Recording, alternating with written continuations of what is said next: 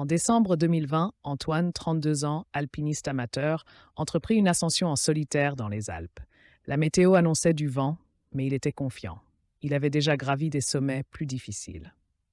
À 2500 mètres d'altitude, la neige se mit à tomber plus fort. Le vent hurlait, effaçant ses traces derrière lui.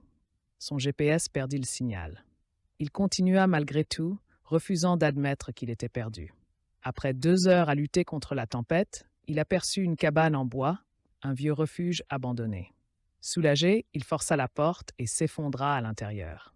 Il alluma son dernier réchaud, mangea un morceau de barre énergétique et tenta de se réchauffer. La nuit tomba. Le vent faisait craquer les murs. Son téléphone n'avait plus de batterie. Il s'endormit en frissonnant. Le matin, il voulut repartir, mais dehors, un mur blanc. La tempête avait tout enseveli. Il creusa avec ses mains, mais la neige tombait plus vite qu'il ne pouvait la dégager. Les jours passèrent, ses vivres s'épuisèrent. La faim, le froid, l'isolement. Il essayait de rationner la neige fondue. Ses forces déclinaient. Une semaine plus tard, une équipe de secours trouva la cabane. À l'intérieur, Antoine était recroquevillé, gelé, ses doigts noircis par le froid.